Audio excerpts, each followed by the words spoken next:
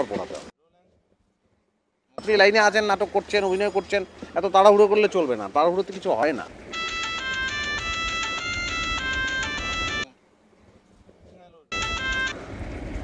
Hello Lalu, জি দাদা। তুমি এখন কোথায়? দাদা আমি তো ওই বাসায়। কেন বলুন তো? বাসায়? আর আমি যে চারপাশে গাড়ি ঘোড়ার শব্দ শুনতে পাচ্ছি, তুমি মিথ্যা কথা বলছো কেন? হ্যাঁ, যে দাদা এগুলো বলবেন না, আমি মিথ্যে কথা এখন একদম বলি না। আমি বাসার মধ্যে বসে আছি, জানালা খুলে আছি, প্যাঁপো শব্দ হচ্ছে, আমি কি করব? আমি এখন অন্য পথে আছি, আমি দরগা শরীফে যাই, আমি দিনের পথে আছি, এসব মিথ্যে কথাটা তো আমি এখন বলি না।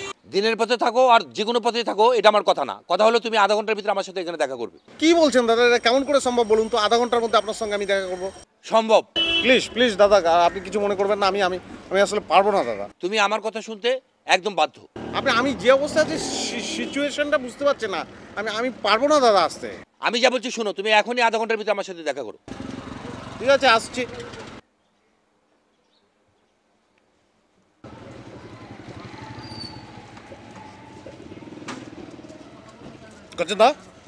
গজেন্দা আপনি কথা বলুন তো। না না, আপনি কথা বলুন তো। আমি এখন একটা অন্যরকম একটা চমৎকার একটা মেয়ের সঙ্গে আমি ঘুরে বেড়াচ্ছি, তার সঙ্গে কথা বলছি নানা বিষয় নিয়ে। আমি একটা ভালো লাগার মধ্যে ছিলাম, সেই সময় সে এখন আমাকে ফোন করেছে। কেমন লাগে আপনি বলুন তো? না না, আপনি কোথায়? আপনি কোথায় বলুন তো? না না, ঠিক আছে, অসুবিধা নেই। না না, আধা ঘন্টার মধ্যে তার সঙ্গে আমার যোগাযোগ করতে হবে। এখন আপনার কাছে আমি যাবো কি করে? উপায় নেই, যেতে তো চেয়েছিলাম।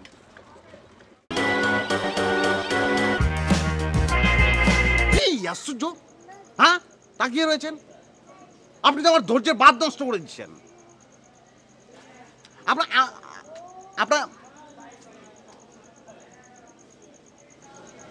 গোজেন্দা কি যেন হচ্ছে না, তাই না?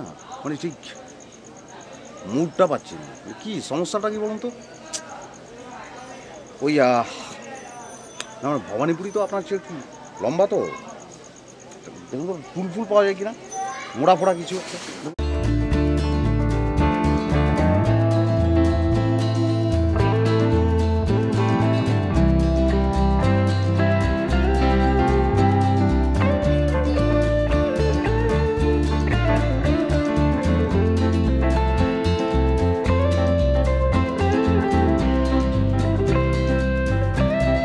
এই তুই নিজেকে কি মনে করিস?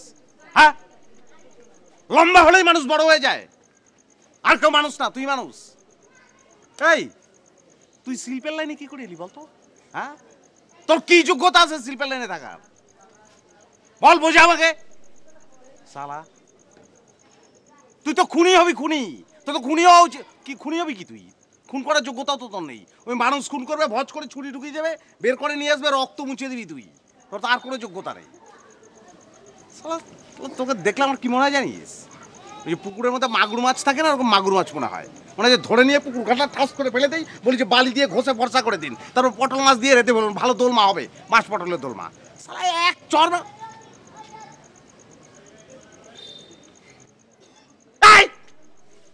তুই চুল করেছিস কেন?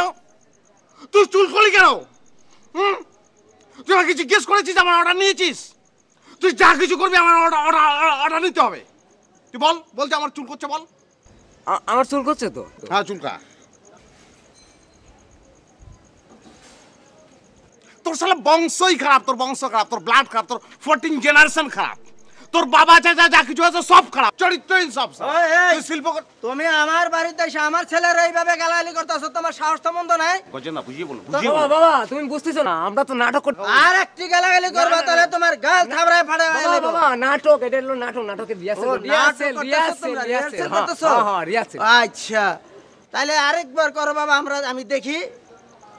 যে কাকু ওই যে কি নিয়ে বলছিলাম যেন, ব্লাড 14 জেনারেশন নিয়ে কথা বলছিলাম।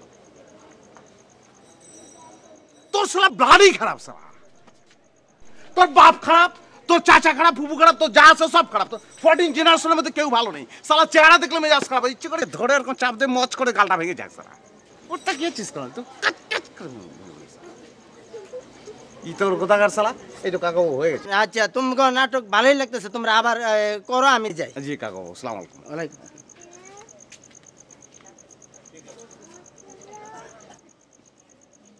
এই শালা, এই তোর বাপ ঘরে ছিল, আমাকে জানাসনি কেন আগে? হ্যাঁ, তোর বাপ যে ঘরে ছিল এটা আমাকে বলবি না? তোর বাপ ঘরে থাকে কেন এই সময়? বাপকে ঘরে রাখো না, একদম জুতিয়ে গাল ফর্সা করে দেবো শালা। ইতর কোথাকার আবার গোল গোল করে তাকিয়ে আছিস শালা